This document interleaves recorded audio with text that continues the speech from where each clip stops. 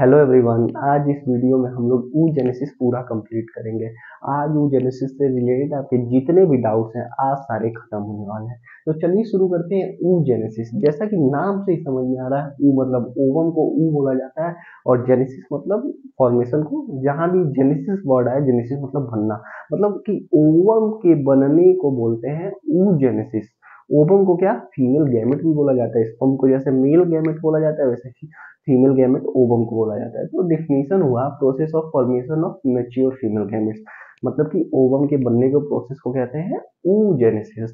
और oogenesis जो है वो कब से स्टार्ट हो जाता है, इनिशिएट कब हो जाता है, इन एम्ब्रियोनिक डेवलपमेंट। इन एम्ब्रियोनिक डेवलपमेंट ये इंपॉर्टेंट है।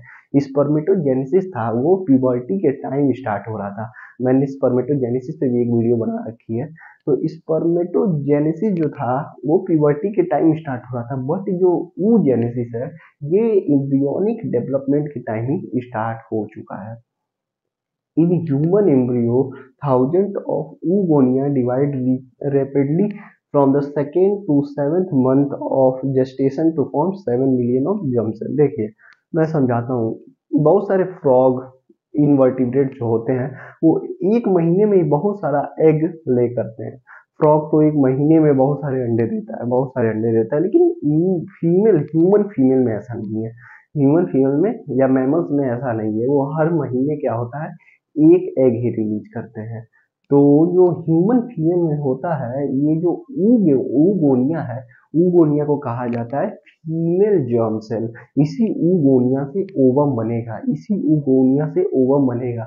तो ये जो ऊगोनिया है ये एम्ब्रियोनिक डेवलपमेंट के समय ही क्या होता है, फिक्स हो जाता है।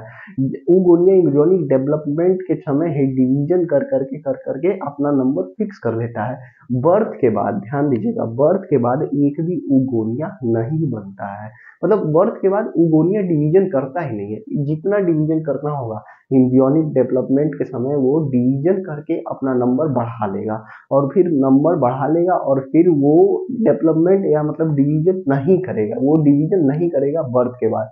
जितना डिवीजन करना है एम्ब्रियोनिक स्टेज में कर चुका है और उसका नंबर क्या हो गया, फिक्स हो गया है लगभग। और बर्थ के बाद वही उगोनिया क्या होगा, उसी में से एक एक उगोनिया हर महीना प्यूबर्टी जब आ जाएगा तो उसी उगोनिया में से एक एक उगोनिया हर महीना डेवलप करेगा और ओवम बनाएगा। बहुत सारे उगोनिया फिर से डिजनरेट भी हो जाते हैं, लेकिन उगोनिया का नंबर क्या हुआ, बर्थ के बाद एक भी उगोनिया ऐड नहीं हुआ। बर्थ के बाद एक भी उगोनिया ऐड नहीं हुआ। लेकिन उन सब जैसे फ्रॉग इनवर्टिब्रेट के केस में क्या होता है, उगोनिया डिवीजन कर सकता है बर्थ के बाद भी, और उगोनिया डिवीजन कर करके अपना नंबर बढ़ाता है, और नंबर जब बढ़ेगा तो ओवम बनेंगे, बहुत सारे ओवम बनेंगे। लेकिन ह्यूमन में क्या होता है, ध्यान दीजिएगा, ह्यूमन में क्या होता है, जो उगोनिया है वो एम्ब्रियोनिक डेवलपमेंट के समय में ही डिवीजन करेगा, बर्थ के बाद डिवीजन नहीं करेगा। तो वही लिखा है, in human embryo thousand of oogonia divide rapidly from, देखिए second to 7 month of gestation. Gestation क्या होता है, 9 महीने का, 9 महीना माँ के पेट में बच्चा रहता है ना, तो उस 9 महीने को जेस्टेशन पीरियड बोलते हैं। तो जेस्टेशन पीरियड के समय मतलब 2 महीने से लेके 7वें महीने तक ये उगोनिया डिवीजन करके अपना नंबर बढ़ा रहा है। जेस्टेशन टू फॉर्म, देखिए 7 मिलियन जर्म सेल बना लिया, डिवीजन करके 7 मिलियन उगोनिया बना लिया, सेल डिवीजन करके अपना नंबर 7 मिलियन तक बढ़ा लिया। ठीक है। आफ्टर द 7 मंथ, 7वें मंथ के बाद क्या है, ये उगोनिया डीजनरेट करना चालू होंगे। After the 7 month embryonic development the number of germ cell start dropping. 7 million इतना ज्यादा बना लिया है, इतने ज्यादा से ओवम थोड़ी ना बनेगा। जो ओगोनिया है वो उनका नंबर अब कम होने लगेगा, डीजनरेट करने लगेंगे। इतने में से कुछ उगोनिया जो होंगे वो क्या करेंगे, फिर से डीजनरेट कर जाएंगे। Most of the oogonia die, लगभग मोस्ट जितने भी उगोनिया होते हैं उसमें से ज्यादातर उगोनिया क्या होते हैं, मर जाते हैं, डिजनरेट कर जाते हैं during this period. while the remaining ugonia enter the first prophase of the meiotic division। ये इंपॉर्टेंट है, देखिए इसमें से 7 मिलियन में से बहुत सारे उगोनिया क्या हुए, मर गए। 7 मिलियन में से बहुत सारे उगोनिया मर गए, लेकिन जो बचे उगोनिया हैं वो अब आगे बढ़ेंगे। अब अगला डेवलपमेंट चालू करेंगे, अब मियोटिक डिवीजन चालू करेंगे। देखिए, गैमेट बनता है, चाहे वो स्पर्मेटोजेनेसिस हो चाहे वो oogenesis हो, जो गैमेट बनेगा वो किसके थ्रू बनेगा, मियोटिक डिवीजन के थ्रू बढ़ेगा।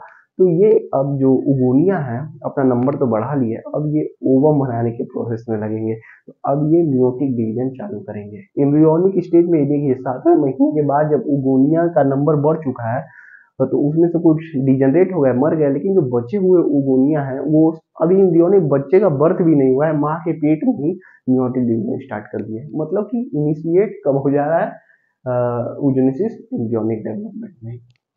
तो वो जो उगोनिया है मियोटिक डिवीजन में चले गए। मियोटिक डिवीजन दो पार्ट में होता है, पहले मियोटिक डिवीजन फर्स्ट होगा, फिर मियोटिक डिवीजन सेकंड होगा। तो फर्स्ट मियोटिक डिवीजन चालू कर दिए, मियोटिक डिवीजन चालू कर दिए, लेकिन वो फर्स्ट मियोटिक डिवीजन कंप्लीट नहीं हो पाता है। ये इंपॉर्टेंट है, फर्स्ट मियोटिक डिवीजन कंप्लीट नहीं हो जाता है। मियोटिक डिवीजन के स्टेजेज होता है, आप लोगों ने पढ़ा होगा cell cycle and cell division वाले चैप्टर में। तो जो प्रोफेज 1 होता है मियोटिक डिवीजन का स्टेज, उसी प्रोफेज स्टेज 1 में ये अरेस्ट हो जाता है। मतलब ध्यान दीजिए, जो मियोटिक डिवीजन है ये चालू तो करता है उगोनिया, लेकिन उस मियोटिक डिवीजन के आधे में पहुंचता है, मतलब प्रोफेज 1 के स्टेज में ही पहुंचा होता है और उसी स्टेज में अरेस्ट हो जाता है, उसी स्टेज में रुक जाता है। मतलब देखिए, उगोनिया मियोटिक डिवीजन फर्स्ट स्टार्ट कर रहा है लेकिन कंप्लीट नहीं कर पा रहा है। बीच में कहीं प्रोफेज 1 स्टेज आता है, प्रोफेज 1 स्टेज में ये क्या हुआ, अरेस्ट हो गया, रुक गया। और अरेस्ट रहेगा कब तक, रहेगा प्यूबर्टी के समय तक ये अरेस्ट रहेगा प्रोफेज 1 तक। अब प्यूबर्टी के टाइम 12 से 13 साल की उम्र में क्या होता है, ओवुलेशन होता है। ओवुलेशन मीन्स हर महीने ओवरी से एक एक एग रिलीज होता है, हर महीने ओवरी से एक एक एग रिलीज होता है। तो प्यूबर्टी के टाइम क्या होगा कि ये मियोटिक डिवीजन क्या होगा, कंप्लीट हो जाएगा, पहला मियोटिक डिवीजन कंप्लीट हो जाएगा। ध्यान दीजिए, एक बार और मैं बताता हूँ। ये जो oogonia थे, 7 मिलियन oogonia तो डिवाइड करके बन गए एम्ब्रियोनिक स्टेज में, लेकिन वो 7 मिलियन इतने ज्यादा बन गए हैं, उसमें से जो मोस्ट ऑफ द oogonia हैं वो डिजनरेट कर जाते हैं, मर जाते हैं। लेकिन जो बचे हुए oogonia हैं वो मियोटिक 1 डिवीजन स्टार्ट कर देते हैं, जिसको कहा जाता है, जो oogonia मियोटिक 1 डिवीजन स्टार्ट कर दिए उनको क्या कहा जाएगा, उनको कहा जाएगा प्राइमरी oocyte। उनको क्या कहा जाएगा, प्राइमरी oocyte। क्या कहा जाएगा, प्राइमरी oocyte। याद ध्यान रखिएगा। अब ये primary oocyte meiotic division 1 start तो कर दिए हैं, बट ये मियोटिक 1 डिवीजन कंप्लीट नहीं कर पाते। मियोटिक 1 के ये प्रोफेज 1 स्टेज में क्या हो जाते हैं, अरेस्ट हो जाते हैं, रुक जाते हैं। और कब तक रुके रहते हैं, ये प्यूबर्टी तक रुके रहते हैं। मतलब कि ये बर्थ, मतलब एम्ब्रियोनिक डेवलपमेंट से लेके कहाँ तक रुके हैं, प्यूबर्टी तक रुके हैं। बर्थ हुआ, बच्ची का बर्थ हुआ, चाइल्डहुड बीटा, प्यूबर्टी आया 12 से 13 साल की उम्र में। और प्यूबर्टी जब आया, ओवुलेशन होने का टाइम हुआ, तब ये मियोटिक डिवीजन 1 कंप्लीट हुआ। जब मियोटिक 1 डिवीजन कंप्लीट हुआ तो 2 सेल बनेंगे ना, मियोटिक 1 में 2 सेल बनते हैं ना, 2 सेल बने। तो उन सेल को क्या कहा गया, एक सेल को कहा गया फर्स्ट पोलर बॉडी और दूसरे सेल को कहा गया सेकेंडरी oocyte। दूसरे सेल को क्या कहा गया, सेकेंडरी oocyte। और फिर वो सेकेंडरी oocyte का क्या होगा, सेकेंड मियोटिक डिवीजन होगा और फाइनली ओवम बन जाएगा। तो कैसे ओवम बनता है, मैं एक फ्लो चार्ट की मदद से आपको पूरा कंप्लीटली डिटेल में समझाता हूँ। तो ये सब आप नोट कर लीजिए, मैं इरेज करता हूँ, फ्लो चार्ट की मदद से आपको कंप्लीटली समझाता हूँ। एक ये लास्ट लाइन लिखा है, no more oogonia are formed and add after birth. ये तो मैंने आपको बताया ही है कि oogonia जितने मतलब डिवाइड करने थे वो एम्ब्रियोनिक डेवलपमेंट में ही कर चुके हैं, बर्थ के बाद एक भी oogonia नहीं बनेंगे। ये सब आप नोट कर लीजिए। अब मैं एक फ्लो चार्ट बनाता हूँ। अब इस टेबल की मदद से हम लोग पूरा oogenesis समझ लेंगे। तो ये oogonia है, ये अपना माइक्रोचिप डिवीजन करके अपना नंबर बढ़ाया। हम लोगों ने देखा ही था एम्ब्रियोनिक स्टेज में अपना नंबर बढ़ा लेता है और 7 मिलियन सेल बना देता है, जिसमें से कुछ क्या करते हैं, कुछ क्या मोस्ट ऑफ द डिजनरेट कर जाते हैं, मर जाते हैं। जो बचे हुए हैं उसमें से कुछ क्या करते हैं, मियोटिक 1 डिवीजन में एंटर करते हैं, और जो एंटर करते हैं उनको क्या कहा जाता है, प्राइमरी oocyte। तो देखिए ओगोनिया है, ये अपना माइटोटिक डिवीजन करके नंबर बढ़ाए और इसमें से जो कुछ मियोटिक वन डिवीजन में इंटर किए उनको बोला गया प्राइमरी oocyte। ये प्राइमरी oocyte है। यहाँ पे ब्रैकेट में लिखा है, छोटा छोटा लिखा होगा, दिख रहा है आप लोगों को, एंटर इन, यहाँ पे ब्रैकेट में क्या लिखा है मैं बोल रहा हूँ, enter in meiotic one but arrested in prophase one. तो ये प्राइमरी oocyte मियोटिक डिवीजन में क्या किए, एंटर किए, बट प्रोफेस वन स्टेज में अरेस्ट हो गए। अब ये इतना कहानी चल रहा था फीटल लाइफ में, ये सब हो रहा था फीटल लाइफ में। इतना कहानी कहाँ पे हो रहा था, फीटल लाइफ में। मियोटिक प्रोफेस वन स्टेज में ये अरेस्ट हो गया है, फीटल लाइफ में, एम्ब्रियोनिक स्टेज में ही, embryonic stage of foetal life बातें की है, अरेस्ट हो गया है। अब ये कब तक अरेस्ट रहेगा, अब बीच में देखिए फीटल लाइफ के बाद क्या होगा, बच्चे का बर्थ, बच्ची का बर्थ के बाद उसका चाइल्डहुड, बचपन बीतेगा, फिर प्यूबर्टी आएगा। तो ये फीटल लाइफ से प्यूबर्टी के बीच में क्या होगा, बर्थ होगा और चाइल्ड होगा। अब जब प्यूबर्टी आएगा, प्यूबर्टी में ओवुलेशन होता है प्यूबर्टी में, तो जब प्यूबर्टी आएगा तो ये प्राइमरी oocyte का मियोटिक वन डिवीजन कंप्लीट होगा। जब मियोटिक वन डिवीजन कंप्लीट होता है तो दो सेल बनते हैं ना, तो दो सेल बना, ये बना सेकेंडरी oocyte, ये था प्राइमरी oocyte, अब बना कंप्लीट होने के बाद सेकेंडरी oocyte। और एक और छोटा सा सेल बना, ये देखिए सेकेंडरी oocyte तो बड़ा है लेकिन एक बहुत छोटा सा सेल बना, इसको कहा जाएगा फर्स्ट पोलर बॉडी। इसको कहा गया, एक छोटा सा सेल बना और एक सेकेंडरी oocyte बना, तो इस छोटे से सेल को कहा जाएगा फर्स्ट पोलर बॉडी और इसको कहा जाएगा सेकेंडरी oocyte। तो ऐसा क्यों हो रहा है, एक छोटा सेल बन रहा है, एक बड़ा सेल बन रहा है। हम लोगों ने स्पर्मेटोजेनेसिस भी पढ़ा था तो उसमें ऐसा कुछ नहीं हो रहा था, उसमें तो एक स्पर्मेटोगोनिया से चार स्पर्मेटोजोआ बन जा रहे थे। लेकिन यहाँ पे ऐसा नहीं है, यहाँ पे एक ओगोनिया से एक ओवम बनेगा, एक ओगोनिया से एक ओवम बनेगा। तो देखिए एक छोटा सेल बना और एक बड़ा सेल बना। इसके पीछे का रीजन ये है कि साइटोप्लाज्म का इक्वल डिवीजन नहीं हुआ। देखिए साइटोप्लाज्म में न्यूट्रिशन होता है और ये सेकेंडरी oocyte से ओवम बनना है आगे, इसी, और ओवम को चाहिए, अरे ओवम में क्या जाइगोट, ओवम से ही तो सब कुछ होता है, एक बच्चा बनता है पूरा। तो ओवम के साइटोप्लाज्म में न्यूट्रिशन भर भर के चाहिए, मतलब साइटोप्लाज्म में न्यूट्रिशन भर भर के होना चाहिए जिससे क्या है उसका डेवलपमेंट हो सके। तो इसीलिए अनइक्वल साइटोप्लाज्म का डिवीजन हुआ। इस पोलर बॉडी को साइटोप्लाज्म बहुत ही कम मिला और ज्यादा पूरा हाई अमाउंट में जो साइटोप्लाज्म है इस सेकेंडरी oocyte को मिल गया, इसीलिए साइज क्या है, छोटा बड़ा है। तो साइटोप्लाज्म का इक्वल डिवीजन हो रहा है, इसीलिए एक पोलर बॉडी बना, इसको फर्स्ट पोलर बॉडी बोला जाएगा, और एक सेकेंडरी oocyte बना। ठीक है, अब ये secondary oocyte meiotic two division में इंटर करेगा। अरे मियोटिक दो टाइप का होता है ना, मियोटिक वन और मियोटिक टू, तो ये मियोटिक टू में एंटर करेगा। तो लिखा है start meiotic division but arrested in metaphase two. तो देखिए meiotic secondary oocyte meiotic two division में एंटर किया लेकिन ये भी अरेस्ट हो गया मेटाफेज टू स्टेज में। मेटाफेज सेकेंड स्टेज में ये भी अरेस्ट हो गया, और ये कब तक अरेस्ट रहेगा, ये ज्यादा देर तक अरेस्ट नहीं रहेगा, ये तब तक अरेस्ट रहेगा जब तक कि स्पर्म इसके पास ना आए फर्टिलाइज करने के लिए। जब स्पर्म इसके पास आ जाएगा फर्टिलाइजेशन के लिए तब इसका मियोटिक टू डिवीजन कंप्लीट हो जाएगा और फिर दो सेल बनेगा, फिर जो एक सेल बनेगा इसको बोला जाएगा ओवम, फाइनली ओवम बन गया, और फिर जो दूसरा सेल बनेगा इसको बोला जाएगा सेकेंड पोलर बॉडी। यहाँ पे भी अनइक्वल साइटोप्लाज्म का डिवीजन हुआ तभी ये ओवम और ये सेकेंड पोलर बॉडी। तो ध्यान दीजिए, देखिए सेकेंडरी oocyte तक तो आप लोगों को तो समझ में आया ही होगा। अब ये सेकेंडरी oocyte जो है ये मियोटिक टू डिवीजन में एंटर करेगा। मियोटिक वन डिवीजन तो हो चुका है, मियोटिक टू डिवीजन होगा। तो ये सेकेंडरी oocyte, ये पोलर बॉडी जो बना है ना ये डिजनरेट हो जाएगा, मर जाएगा, इसको मैक्रोफेजेस खा जाएंगे या डिजनरेट हो जाएगा। तो ये सेकेंडरी oocyte जो है ये मियोटिक टू डिवीजन में मियोटिक टू डिवीजन स्टार्ट किया। और मियोटिक टू डिवीजन का एक स्टेज होता है मेटाफेज टू, आप लोगों ने पढ़ा ही होगा। तो मेटाफेज टू स्टेज तक ये जाता है लेकिन मेटाफेज टू स्टेज में ये फिर से अरेस्ट हो जाता है, फिर से रुक जाता है। और कब तक रुका रहता है, देखिए मेटाफेज टू स्टेज में ये रुक गया। अब ओवुलेशन होगा, ओवरी में से क्या होगा, ओवुलेशन हो जाएगा। ओवुलेशन में क्या होता है, ये जो सेकेंडरी oocyte है ना, ये ओवरी से बाहर निकल जाता है। तो बहुत इंपॉर्टेंट लाइन है, ओवुलेशन किस स्टेज में होता है? ओवुलेशन होता है सेकेंडरी oocyte स्टेज में। ये ओवम में थोड़ी ना होता है ओवुलेशन। ओवुलेशन डायरेक्ट ओवम का थोड़ी होता है, ये ओवम तो ओवुलेशन के बाद बनता है। तो ओवुलेशन ये सेकेंडरी oocyte इसी का ओवुलेशन होता है। तो ये क्या हुआ, ओवरी में से सेकेंडरी oocyte निकल गया बाहर, निकल के फैलोपियन ट्यूब में आ गया, और स्पर्म भी आ गया फैलोपियन ट्यूब में, स्पर्म भी आ गया, और दोनों का फर्टिलाइजेशन हुआ। जब स्पर्म पास में आया, स्पर्म कांटेक्ट बनाया इससे सेकेंडरी oocyte से, तब इसका मियोटिक डिवीजन कंप्लीट हुआ। और मियोटिक डिवीजन कंप्लीट हुआ तब ये एक सेकेंड पोलर बॉडी बना और एक ओवम बन गया। स्पर्म जब ओवम बन गया,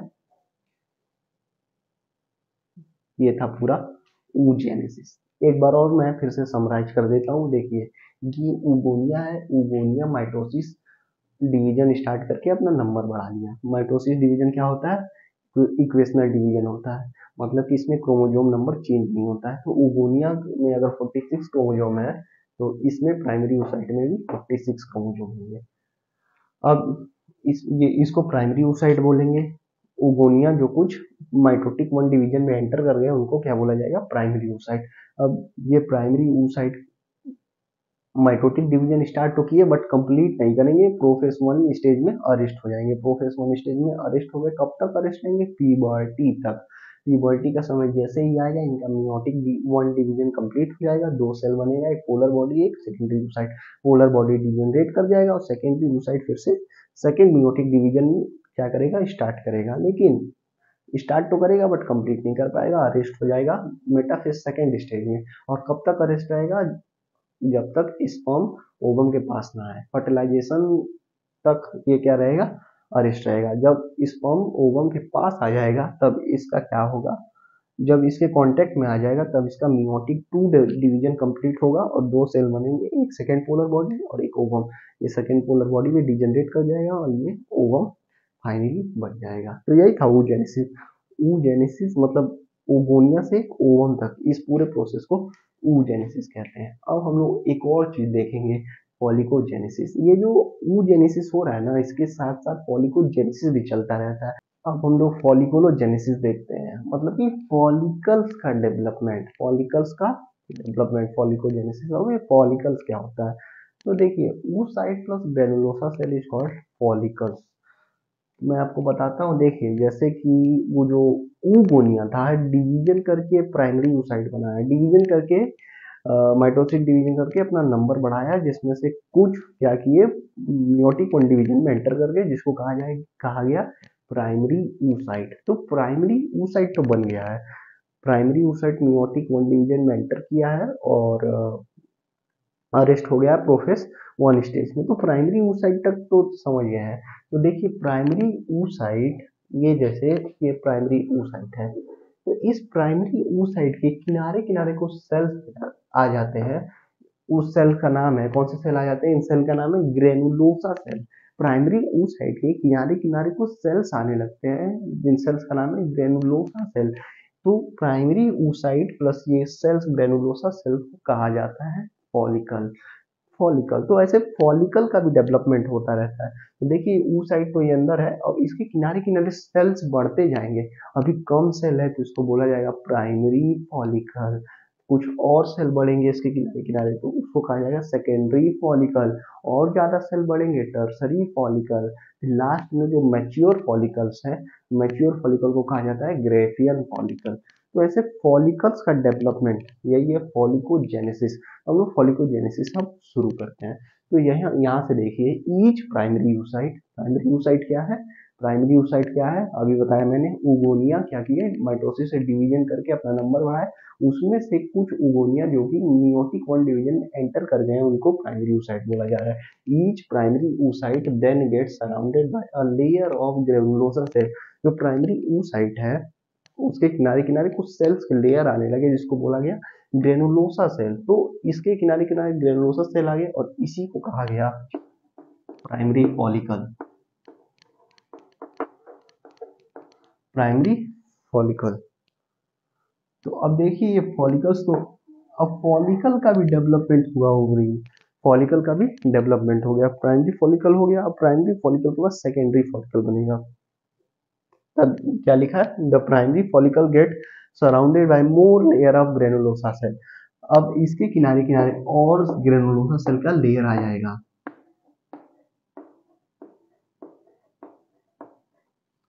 मोर layer of granulosa cell and another cell layer theca cell. Granulosa cell तो था ही, एक और सेल का लेयर आ गया जिसको कहा गया थीका सेल, तो उसको कहा जाएगा सेकेंडरी फॉलिकल। प्राइमरी फॉलिकल में क्या है, प्राइमरी oocyte है और बाहर ग्रेनुलोसा सेल है। अब प्राइमरी फॉलिकल सेकेंडरी फॉलिकल में ट्रांसफॉर्म हो जाएगा। तो कैसे ट्रांसफॉर्म होगा, इसके बाहर जो ग्रेनुलोसा सेल है उनका नंबर बढ़ जाएगा और साथ ही साथ एक और सेल का लेयर आ गया जिसको बोला जाएगा थीका सेल। तो ये हो गया सेकेंडरी साइड, सेकेंडरी फॉलिकल। अब हम लोग देखते हैं टर्सरी फॉलिकल।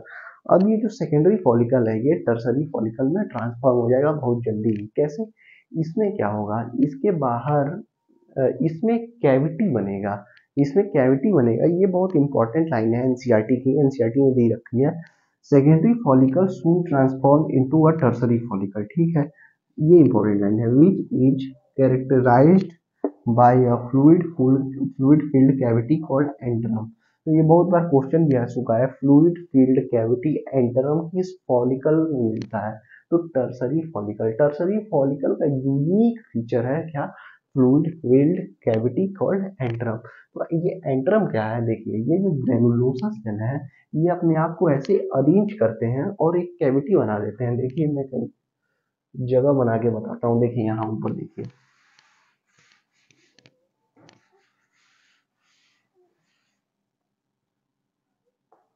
ये प्राइमरी oocyte है,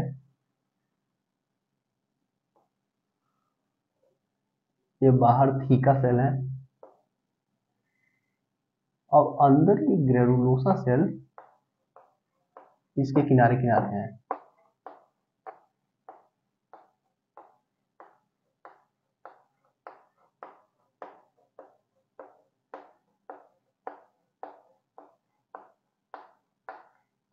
यहाँ देखिए बीच में खाली जगह ये दिख रहा है ना,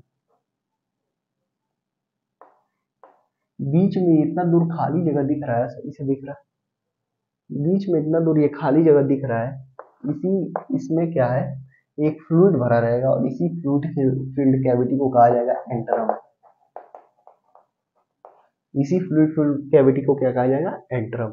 मतलब कि ग्रेनुलोसा सेल प्राइमरी oocyte के किनारे किनारे तो अरेंज रहेंगे लेकिन कुछ बीच में कैविटी फॉर्म कर देंगे। कैविटी मतलब खाली जगह, और उस कैविटी में फ्लूइड फिल हो जाएगा, तो उसी फ्लूइड फिल कैविटी को कहा जाएगा एंटरम। एंटरम किस में बनता है, टर्सरी फॉलिकल में, ठीक है। अब एक और इम्पोर्टेंट लाइन है, ये सब टर्सरी फॉलिकल का ही बात है।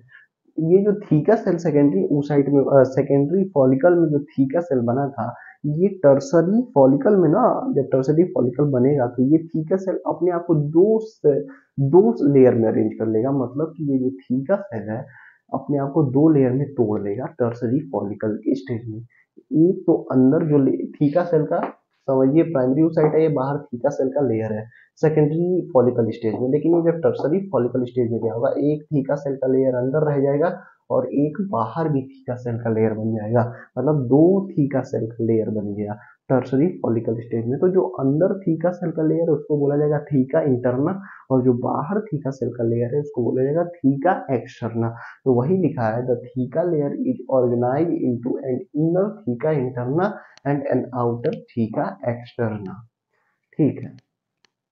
तो देखिए ये प्राइमरी oocyte जो कि किसमें अरेस्ट है, मियोटिक वन के प्रोफेस वन में स्टेज है, अरेस्ट है कब तक, प्यूबर्टी तक। तो ये प्यूबर्टी तक ये फॉलिकोजेनेसिस भी चल रहा है। प्यूबर्टी तक मतलब ये फॉलिकल्स डेवलप कर रहे हैं, फॉलिकल्स डेवलप कर रहे हैं, ग्रेनुलोसा सेल का नंबर बढ़ रहा है, ये थीका सेल बढ़ रहा है। ऐसे करते करते पहले तो प्राइमरी फॉलिकल बना, सेकेंडरी फॉलिकल बना, टर्सरी, तो टर्सरी फॉलिकल बन गया। तो ये प्यूबर्टी तक टर्सरी फॉलिकल बन गया। और टर्सरी एक बहुत इंपॉर्टेंट लाइन है एनसीईआरटी की, कि टर्सरी फॉलिकल के स्टेज में फर्स्ट मियोटिक डिवीजन कंप्लीट होता है प्राइमरी oocyte का। बहुत इंपॉर्टेंट लाइन है, समझिए। देखिए जो प्राइमरी oocyte है वो तो अरेस्ट है मियोटिक वन के प्रोफेस वन में, मियोटिक वन के प्रोफेस वन में। तो मियोटिक वन के प्रोफेस वन में मियोटिक डिवीजन कब कंप्लीट होगा प्राइमरी oocyte का? प्यूबर्टी के समय कंप्लीट होगा। तो प्यूबर्टी के समय ही ये टर्सरी फॉलिकल बना रहता है और इसी टर्सरी फॉलिकल स्टेज में इसका क्या होता है, फर्स्ट मियोटिक डिवीजन कंप्लीट होता है। तो एनसीईआरटी में साफ साफ लिखा है एट दिस स्टेज, ये टर्सरी फॉलिकल के बारे में सारा पॉइंट है। At this stage the primary oocyte with in the tertiary follicle, primary oocyte जो टर्सरी फॉलिकल के अंदर है, grow and size and complete इस फर्स्ट मियोटिक डिवीजन। तो फर्स्ट मियोटिक डिवीजन किस स्टेज में कंप्लीट होता है? टर्सरी फॉलिकल स्टेज में। और टर्सरी फॉलिकल स्टेज के बाद एक और जो मैच्योर फॉलिकल है जिसको कहा जाता है ग्राफियन फॉलिकल बनेगा। और इसी ग्राफियन फॉलिकल, देखिए ये जब मियोटिक डिवीजन कंप्लीट हो गया तो क्या बन गया, जब मियोटिक डिवीजन कंप्लीट हो जाएगा तो एक क्या बनेगा, एक पोलर बॉडी बनेगा, फर्स्ट पोलर बॉडी, और एक क्या बनेगा, सेकेंडरी oocyte। तो फर्स्ट पोलर बॉडी तो डिजनरेट कर जाएगा, लेकिन जो सेकेंडरी oocyte है, सेकेंडरी oocyte क्या करेगा, इसी सेकेंडरी oocyte का ना ओवुलेशन होता है। तो इस सेकेंडरी oocyte क्या है, टर्सरी फॉलिकल के अंदर रह जाएगा, फॉलिकल्स और डेवलप करेगा और मैच्योर फॉलिकल बन जाएगा ग्राफियन फॉलिकल। और इसी ग्राफियन फॉलिकल के अंदर सेकेंडरी oocyte भी है। तो सेकेंडरी oocyte का ओवुलेशन होता है, मैंने आपको बताया था।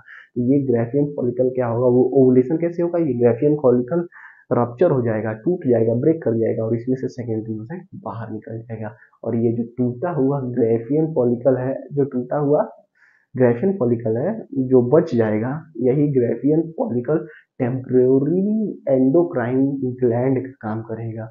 जो प्रोजेस्टेरॉन हार्मोन होता है ना, यही यही सिक्रीट करता है टूटा हुआ ग्राफियन फॉलिकल।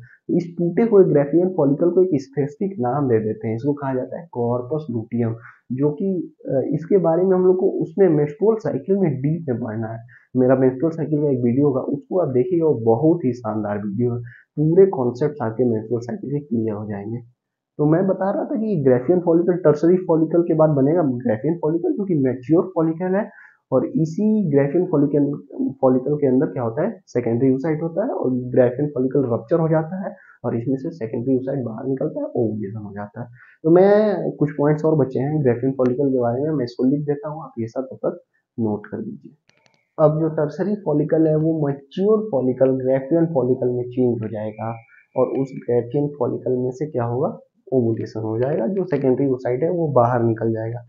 तो एक आप बात बताइए, टर्सरी फॉलिकल के अंदर कौन सा oocyte है, सेकेंडरी oocyte है, क्योंकि टर्सरी फॉलिकल के अंदर ही मियोटिक वन डिवीजन कंप्लीट होता है प्राइमरी oocyte का। जब प्राइमरी oocyte का मियोटिक वन डिवीजन कंप्लीट होगा टर्सरी फॉलिकल स्टेज के अंदर में, तो दो सेल बनाएगा, फर्स्ट पोलर बॉडी और secondary oocyte। First polar body तो डिजनरेट कर गया, लेकिन जो सेकेंडरी oocyte है वो टर्सरी फॉलिकल के अंदर है।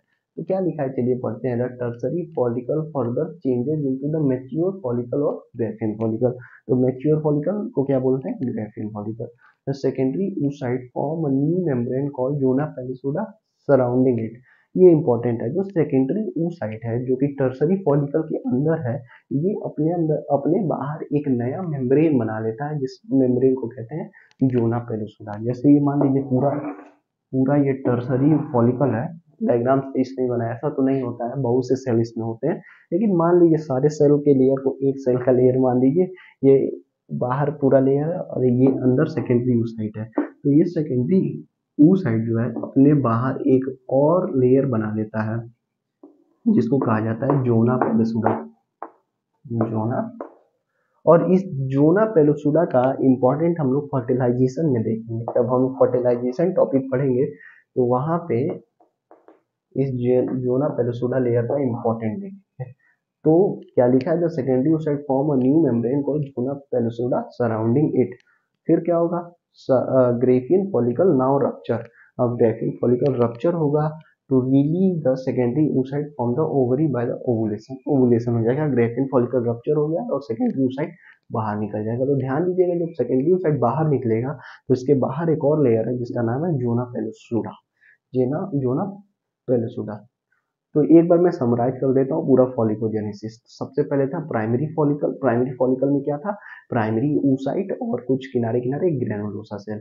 फिर वो सेकेंडरी फॉलिकल में कन्वर्ट हो गया, सेकेंडरी फॉलिकल में क्या हुआ, ग्रेनुलोसा सेल का नंबर बढ़ गया और एक और लेयर आ गया थीका सेल। थीका सेल का लेयर आ गया। फिर टर्सरी फॉलिकल में वो कन्वर्ट होकर टर्सरी फॉलिकल में क्या हुआ, वो थीका सेल जो है, वो थीका सेल अपने आप को दो लेयर में अरेंज कर लिया, एक बाहर और एक अंदर। बाहर वाले को बोला गया थीका एक्सटर्ना और अंदर वाले को थीका इंटरना। और जो इम्पोर्टेंट पॉइंट है टर्सरी फॉलिकल का, इसमें एक कैविटी मिल रहा है, फ्लूइड फिल्ड कैविटी, जिसको कि एंटरम कहा जा रहा है। और एंटरम बस यूनिक फीचर है टर्सरी फॉलिकल का, ठीक है। और जो प्राइमरी oocyte का जो फर्स्ट मियोटिक डिवीजन है वो टर्सरी फॉलिकल स्टेज में कंप्लीट हो रहा है, ये भी इंपॉर्टेंट लाइन है, ठीक है। और tertiary follicle mature follicle graphene follicle में चेंज हो जाएगा। और ग्राफिन फॉलिकल के अंदर क्या है, ग्राफिन फॉलिकल के अंदर oocyte है, सेकेंडरी oocyte है, क्योंकि फर्स्ट मियोटिक डिवीजन कंप्लीट हो चुका है और सेकेंडरी oocyte बन चुका है। तो टर्सरी फॉलिकल के अंदर सेकेंडरी oocyte है, सेकेंडरी oocyte अपने किनारे किनारे एक और लेयर बना लेगा जिसका नाम है, एक मेम्ब्रेन बना लेगा जिसका नाम है जोना पेलेसुडा। जोना पेलेसुडा बन गया, उसके बाद ग्राफिन फॉलिकल रप्चर हो जाएगा और इसमें से सेकेंडरी oocyte निकल जाएगा बाहर, जिसको कहा जाता है ओवुलेशन। ओवुलेशन हो जाएगा और ये फॉलोपियन ट्यूब में चला जाएगा। और ये जो रप्चर ग्राफिन फॉलिकल है, देखिए जो ग्राफिन फॉलिकल था, इसमें से ये सेकेंडरी oocyte बाहर निकल गया, मतलब ये टूटेगा तभी ना बाहर निकलेगा, समझिए यहाँ से ब्रेक कर गया और ये बाहर निकल गया। तो ये जो रप्चर ग्राफिन फॉलिकल है इसको कहा जाता है कॉर्पस लुटियम। और ये as a temporary endocrine gland की तरह काम करता है। ये क्या करता है, प्रोजेस्टेरोन हार्मोन का सिक्रीशन करता है। हम लोग मेंस्ट्रुअल साइकिल में इसके बारे में देखेंगे, तो इसकी अगला वीडियो मेंस्ट्रुअल साइकिल वाला होगा। और इसके आगे का मतलब वहीं से कंटिन्यू हो जाएगा मेंस्ट्रुअल साइकिल से, तो वो वीडियो भी आप लोग जरूर एक बार देखें, कॉन्सेप्ट आपके पूरे क्लियर हो जाएंगे। तो थैंक यू सो मच। कैसा लगा वीडियो कमेंट सेक्शन में बताएं और अपने ज़्यादा से ज़्यादा दोस्तों को भी शेयर करें। मिलते हैं अगले वीडियो में।